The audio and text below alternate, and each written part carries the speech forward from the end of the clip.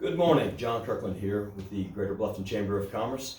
We have another member spotlight, and today we have with us Roy Austin, the founder and chair of Libraries for Kids International. Correct.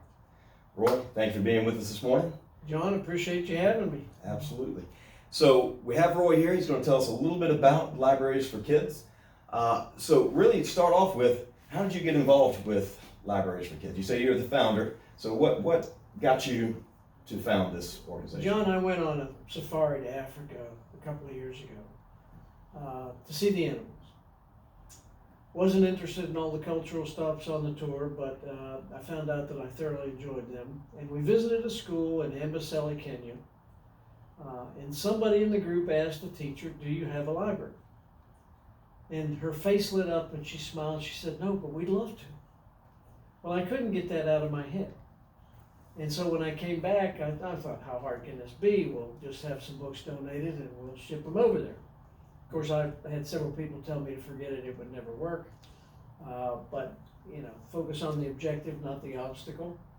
So we started, and it has mushroomed far beyond my expectations.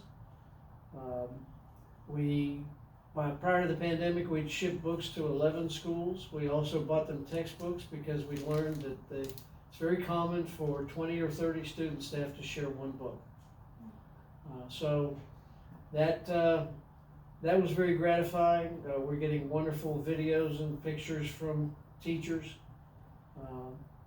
And then starting last September, we funded the shipment of 8 containers containing 37,500 books. And the first one arrived about a month ago. It's in the process of being distributed to schools. 2 more are on the water. Number 4 is being loaded in London.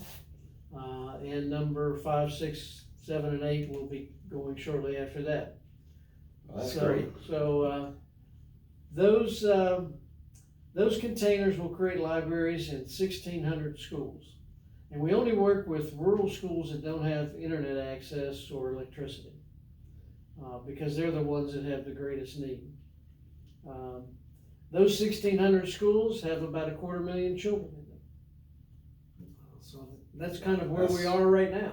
Well, that's a huge impact, 250,000 children, especially in these communities that really lack even the most basic education, really even the most basic needs that a community may have. So that is great. So that's where you started and kind of where you've gotten to today.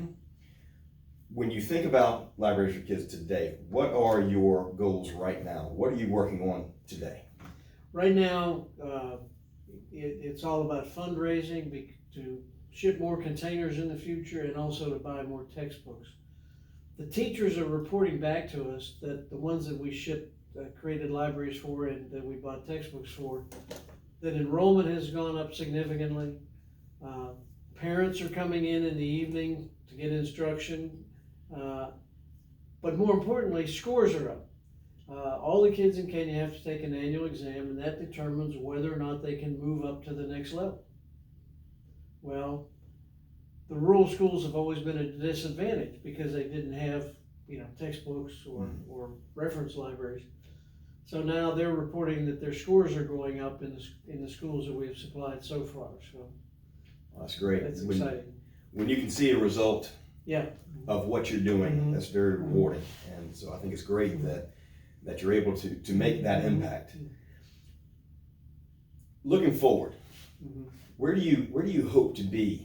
And so you've mentioned that there are 250,000 children affected now.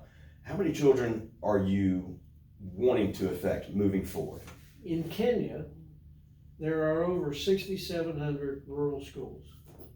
So that's roughly a little over 1 million children. And that's our focus right now. We want to get to that point, and we'd also love to be able to supply textbooks to all those schools too, that are Kenyan textbooks that fit the curriculum that the kids are tested on. Beyond that, there are a lot of other countries in East Africa, and we have contacts in Uganda and Rwanda and Tanzania. And so hopefully we can take this even to a broader base. That would be great. I know that the needs don't stop at national borders. These same situations apply to many of those countries in West Africa. So I think it's great that this is what you have going on, hoping to affect a million students in Kenya alone, right? Right.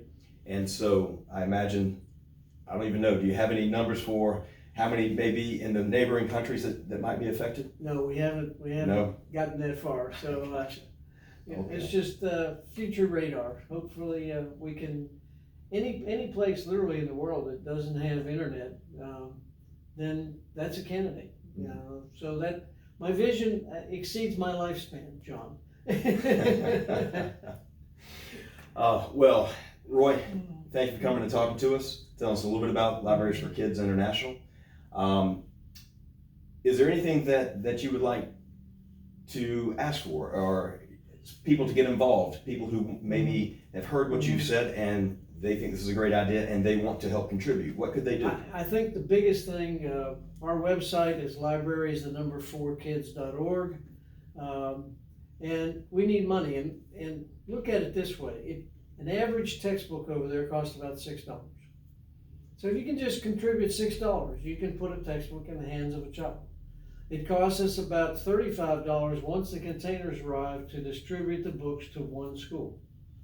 If you can contribute $35, you can get books distributed from our warehouse in Kenya out to a school. Small things, but they add up and make a huge difference. And if you can afford more than that, why, that would be greatly appreciated. But you can email me at libraries4kids@gmail, or you can call me, or anything. We are always looking for ideas, but our operation has become so simple that it just boils down to fundraising. We just have to pay to get the books shipped over there, and once they get there, we pay to get them delivered. So you have to have the resources in order to make this happen. That's right.